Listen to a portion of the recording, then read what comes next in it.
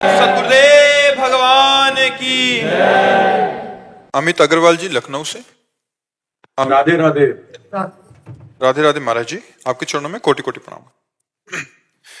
महाराज जी, अपने विकारों पर काम कर रहा हूं, बट कभी कभी लगता है क्यों मन को मारें, छोटा सा जीवन है, क्यों औरों की तरह हम भी करें। हाँ, तो नरक की व्यवस्था कर लें। मन को ना मार करके, मनमानी आचरण करके इस छोटे से जीवन में अनंत काल के लिए दुर्गति की व्यवस्था कर लें। ये बुद्धिमानी होगी क्या अपने लिए? अगर हम अपने मन को निर्विषय करके परमात्मा में स्थापित कर देते हैं इस छोटे से जीवन में, तो अनंत जन्मों की बिगड़ी हम बना लेते हैं। और अगर हम अपने मन को छूट देते हैं, मनमानी भोग भोगते हैं, तो फिर हमारी दुर्गति नहीं हो जाएगी। तो हमको अपने अनंत जन्मों को बनाने की फिक्र है या बिगाड़ने की हमको इसमें छूट देनी है? आप विवेकवान हैं, आप विचार करके देखिए। मना कष्टानि इंद्रियाणि प्रकृति स्थानि करसति। हमारे को जन्म मिला परमात्मा के स्थान में इनको लगाना है, मन और इंद्रियों को। तो हमें जीवन जीना है तो विषय भोगना है। विषय के बिना शरीर चल नहीं सकता। तो हमारे लिए भगवान ने धर्मयुक्त विषय बनाया है, नहीं बनाया? हमारे पास अगर गृहस्थ हैं तो पत्नी है, हमें प्यार करने के लिए पुत्र है, परिवार है, रिश्ते संबंध है, भोजन, सब व्यवस्था है। अब हम दूसरे की पत्नी की तरफ क्यों देखें? हम दूसरे के पुत्र की हानि करके अपने पुत्र को धनी बनाने की क्यों सोचे? हम किसी से ईर्ष्या क्यों करें, किसी की निंदा? पाप आचरण के लिए मन को रोकने के लिए ये छोटा शब्द बहुत बड़ा आतंक फैला देगा मन में। छूट देने की बात मात्र से ये हमारा मन ऐसी जगह फंसा देगा जहां से निकलना मुश्किल है। भले हम नहीं रोक पा रहे हैं, लेकिन हम रोकने का प्रयास करेंगे, छूट नहीं देंगे। जो आपने कहा कि हम इस पर काम कर रहे हैं, अर्थात हम प्रयासरत हैं। पर ये जो बुद्धि की एक छोटी सी बात कि यार मौज क्यों नहीं ले लेते, तो मौज किसे कहते हैं? क्या मौत को तुम मौज मानोगे? मस्ती लेनी है तो देखो, कृष्ण कृष्ण बोल के देखो, कृष्ण में अपने चित्त को लगा। जब उनकी रूप माधुरी सामने आती है तो ऐसा लगता है हृदय फटेगा। वही हमारे प्रीतम है, वही हमारे अंशी हैं। हम अपने जीवन को, अच्छा, हम एकदम घर जैसी बात कर रहे हैं। संसार में सबसे बड़ा सुख क्या है? अब हम आपको एक एक सुख में दिखा रहे हैं। रुपए का कोई सुख नहीं है। सुख होता है उससे भोगों का, ध्यान रखना। अगर रुपए का सुख हो तो 10-20 ट्रक आपके सामने अब 2000 के नोट डाल दिए जाए, भला आपको इतना भी सुख हो तो बताना। 500 रुपए जैसा भी सुख नहीं होगा, क्योंकि उससे कुछ नहीं खरीदा जा सकता। मतलब रुपया केवल योग्यता उसकी विषय खरीदने की है, ठीक है? विषय। अब हम विषय में आते हैं तो सबके मन में खा पी के, रुपया कमा के, सब कुछ देख सुन के एक बात में मन अटकता है, भोग। सब देख लो आप अपने मन की।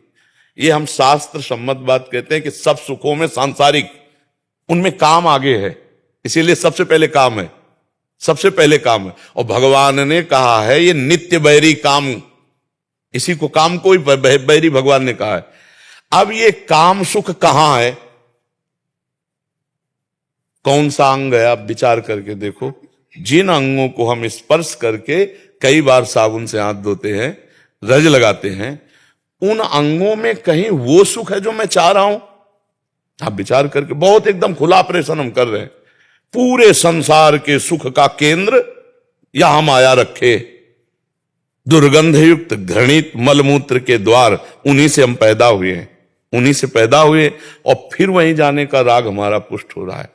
कौन सा सुख है जिसको तुम चाहते हो कि थोड़ी जिंदगी में मजे ले लें? आप हमें इन सुख के अलावा बताओ, कौन सा ऐसा सुख है? कौन सा ऐसा हृदय में आपके है कि अगर ये मिल जाए तो मैं सुखी हो जाऊं? आप बताओ। धन जितना भी आता है उतना भी कम लगता है। तो भोग जितना भी भोग लो उतना भी कम लगता है। भी कम। यही माया है, यही माया है। जब तक आप भगवान श्री कृष्णचंद्र जी के चरणों का आश्रय लेकर निरंतर भजन में नहीं लगोगे, तब तक दैवी हेषा गुणमयी मम माया दुरत्तया मामेव ये प्रपद्यन्ते माया में ताम तरन्ते। आप सच्ची मानना, मतलब कुछ भी कहना मायाकृत ही है, क्योंकि वाणी माया में है। आज तक मुझे कोई रूप नहीं दिखाई दिया इस विश्व में, और आज तक मुझे कहीं भी कुछ भी ऐसा नहीं लगा कि यार ये चीज आज तक नहीं लगी। बचपन से भगवान के मार्ग में जिधर देखो गौर से देखो, तो बस या तो वो जिसका हमने लक्ष्य किया है, और अगर वो नहीं तो ऐसा दिखाई देता जैसे मकान में आग लगा दी जाए तो खंडहर, कुछ नहीं है। क्या है आप विचार।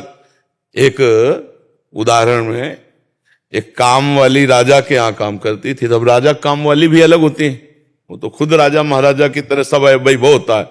एक लड़का था उसका। एक दिन वो अपनी माँ के साथ महल तक गया, वहां राजकुमारी को देखा। राजकुमारी को देखते एकदम, अब वो कह तो कुछ नहीं पाया, वापस लौट आया और उदास होकर लेट गया कि मैं काम वाली का लड़का और राजकुमारी कहाँ, खाना न पीना, एक अंदर आग लग गई। कई दिन हो गए। माँ ने पूछा, बेटा तू सच्ची बताना क्या तुझे हो गया है, अगर तुझे परेशानी हो तो महाराज से कह के राजवैद्य दिखवाऊं। तो उनका रोग मुझे कुछ नहीं माँ, शायद आप पूर्ण नहीं कर सकते। तो उनका माँ हूं, एक बार जान की ताकत लगाऊंगी, आप बताओ ना। बोले राजकुमारी को देखकर मैं आसक्त हो गया हूं, अब मैं राजकुमारी के बिना जी नहीं। बोले बेटा राजकुमारी, शब्द बोलेंगे तो हमारी गर्दन उड़ा दी जाएगी। राजकुमारी हम काम वाली हैं, पर हम प्रयास करेंगे, तुम उठो। राजकुमारी सुधीर काम वाली थी। राजकुमारी से मिली कि जय जय, हमारी प्राण रक्षा हो, हम आपसे एक बात करना चाहते हैं। तो बहुत सुलझी हुई थी राजकुमारी जी। उनसे कहा, हमारा पुत्र एक दिन आया था, आपको देखकर आसक्त हो गया है, आप उसे मिल नहीं सकती और मैं मिला नहीं सकती, और वो प्राण त्याग देगा, मेरा अकेला पुत्र है। क्या कोई उपाय निकल सकता है जिससे उसकी प्राण रक्षा हो? बहुत नम्रता से विवेक से प्रार्थना की, नहीं तो हुक्म की देखो ऐसा। राजकुमारी ने कहा 3 दिन बाद राजकुमार को मेरे इसी कमरे में ले आना। जय जय चली गई। उसने खूब सोच वाली दवाई खाई, 3 दिन बराबर सोच, और सोने के घड़े में बंद करवा दी सोच। अब गई तो आंखें चिपट गई, गाल 3 दिन में सोच, मान लो 10-20 सोच रोज हो तो 3-4 सोच में खड़े होना मुश्किल हो जाता है। अब वो पड़ी थी राजकुमारी, उसको बुलाया लड़के को, तो पूरा कमरा दुर्गंध युक्त था। तो कहा कहां राजकुमारी? बोले वो बिस्तर में पड़ी। राजकुमारी देखा, बोले वो सुंदरता कहां है? बोले सोने के घड़े में। गड़ा खोला तो बोले यही चमक रहा था, जो गाल चमक रहे थे ना, वो यही चमक रहा था। उसकी आसक्ति खत्म हुई, लिखा हमें नहीं चाहिए राजकुमारी।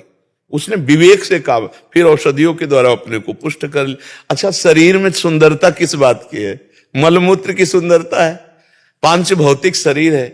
क्या हम सच्चिदानंद भगवान की प्राप्ति के लिए जो जन्म हुआ, इसको इसमें खो दें, यही बुद्धिमानी है? नहीं, ये बुद्धिमानी नहीं।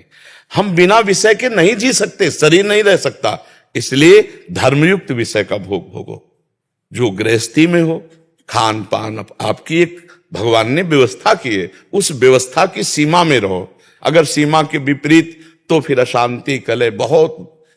कोई भी भगवान से विमुख होकर कभी सुख शांति को प्राप्त नहीं। इसलिए प्रभु कभी मन को छूट मत देना, धर्मयुक्त चलो।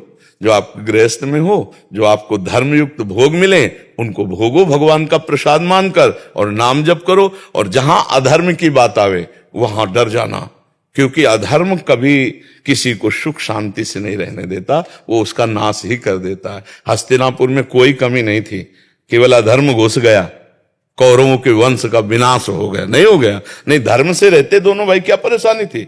वो इंद्रप्रस्थ के राजा, वो हस्तिनापुर के राजा, खूब आनंद। लेकिन वो कहा सुई अग्रे न के सभा, तो काट के फेंकवा दिया भगवान ने। धर्म से चलो, सुख